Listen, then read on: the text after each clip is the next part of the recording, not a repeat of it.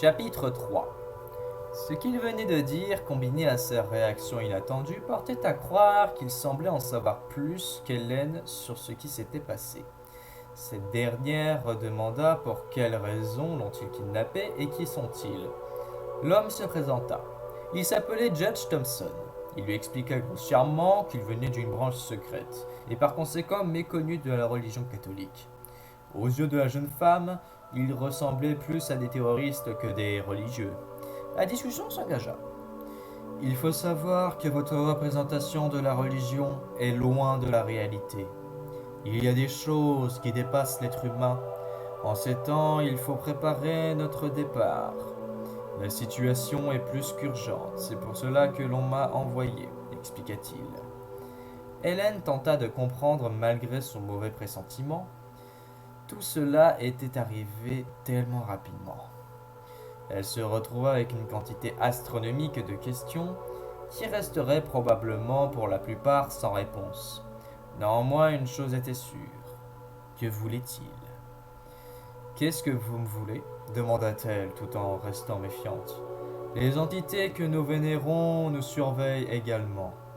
Celle-ci avait détecté une nouvelle source d'énergie suspecte. Une fois localisée, je fus envoyé. Je suis le numéro 1 des croisés. En tant que chef, j'ai été entraîné par les archanges, continua-t-il. Red Fox se souvint de cette lumière qu'elle avait vue inconsciente. Suite au dire de Thompson, une nouvelle question vint s'additionner aux autres dans son esprit, alors qu'elle dut dans le même temps assimiler des informations. Attendez, répondit Hélène. Ceux que vous vénérez, vous dites qu'ils existeraient réellement?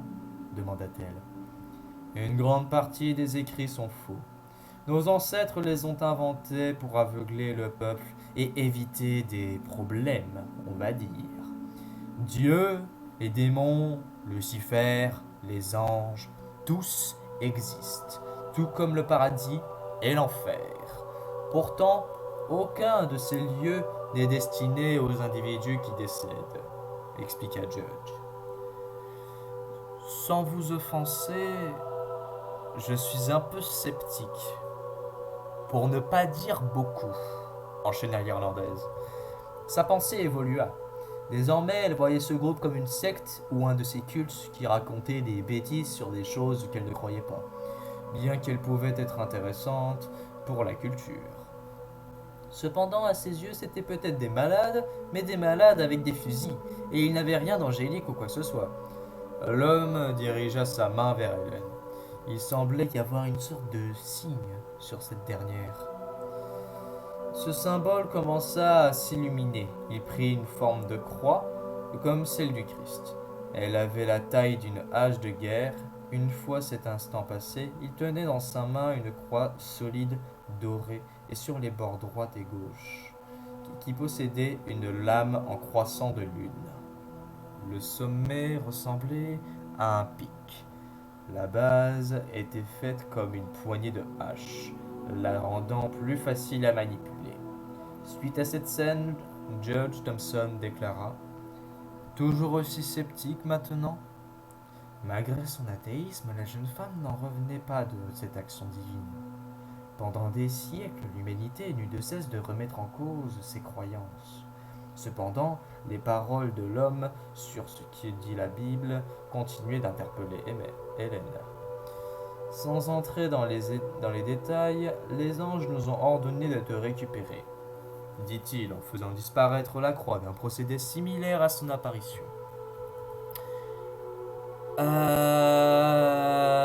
Quoi? S'exclama-t-elle. Dieu n'a pas créé notre monde, il l'a découvert.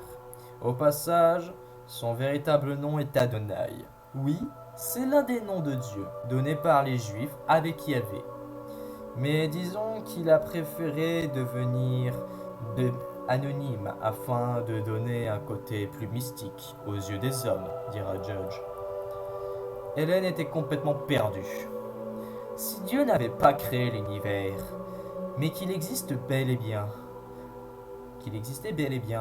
alors ça voudrait dire que ce soit la science qui ait raison. D'autant plus que l'image qu'elle avait de cet être se dégrada au fur et à mesure, bien qu'elle était loin d'être croyante. Si on lui parlait de Dieu, elle pensait à celui dans les textes sacrés. Alors lui dire qu'il y a des chances à ce que ce ne soit pas vrai lui réveilla une énorme curiosité. Quoi qu'il en soit, sa vie allait changer drastiquement, mais d'une puissance qu'elle aurait du mal encore à imaginer.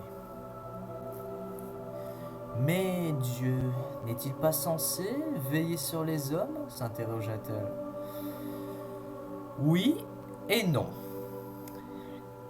Il nous surveillait, mais n'intervenait jamais. Sauf quelquefois au tout début des religions abrahamiques. Dieu nous avait proposé sa protection en échange de notre allégeance. J'ignore les raisons de cette proposition envers un peuple aussi inférieur tel que le nôtre, répondit-il. Il voulait, remarqua Hélène. Oui, il est mort. Ces derniers mots avaient choqué Red Fox. L'être vénéré par tant de personnes sur cette planète, pour qui certains avaient tué, était mort. Quoi? Il est mort, ce con! S'exclama-t-elle dans le bâtiment, au point que les autres agents eurent un sursaut pour certains d'entre eux. Inutile de crier aussi fort, je vous assure que c'est la vérité, et ce depuis un moment, ajouta-t-il. Comment ça? dit-elle simplement. Primo, il s'est entretué avec Lucifer. Deuxio, il ne faut pas croire que ce qui existe dans ce monde n'existe plus dans l'au-delà. Des guerres civiles, ça arrive aussi au paradis et en enfer. Quand Lucifer est mort, les démons se sont mis à se livrer des guerres civiles pour bouffer le territoire de l'autre. Une fois que le Satan meurt, c'est le démon qui conquit le plus de territoire qui devient le nouvel empereur. Ainsi, les enfers sont devenus encore plus dangereux qu'avant. Les anges, eux, ils ont juste eu un sacré choc, car bon, avoir leur souverain qui meurt, ce n'est pas rien. Mais les archanges ont su canaliser ceci. Enfin, la mort des divinités est récurrente. On n'a qu'à regarder ce qui est arrivé aux dieux de la mythologie nordique ou grecque. D'autres questions? Demanda-t-il en croisant les bras. Qui a tué les autres dieux? Répondit-elle par une autre interrogation, ce qui fit un peu soupirer Judge.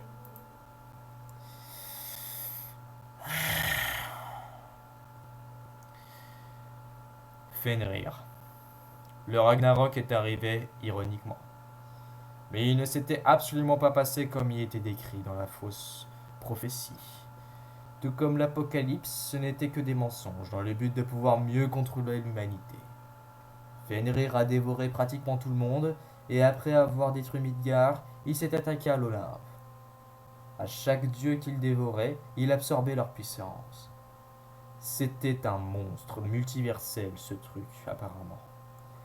Il était devenu instable, au point de devenir un danger majeur. Au final, ils ont fini par le calmer, puis il a disparu. Personne ne sait ce qu'il est devenu depuis. Maintenant, ça suffit les questions, on décampe, s'exclamait-il en emportant Hélène par le bras. Mais attends, protesta-t-elle. Je m'en moque, tu auras plus de réponses une fois au Vatican, répondit-il. Mais je veux savoir qui... J'ai dit plus tard, coupa Judge.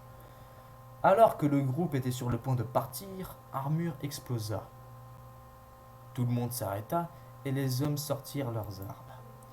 Hélène resta figée en écarquillant des yeux. Quant aux autres, ils restèrent concentrés, prêts à affronter ce qui émergerait de la fumée provoquée par l'explosion. Thompson avait une goutte de sueur. Après quelques secondes, une voix similaire à celle sortant d'une radio se fit entendre. Elle disait: « Au nom des forces de l'ordre du multivers, posez vos armes et remettez-nous l'otage. Je répète, rendez-vous et remettez-nous l'otage. »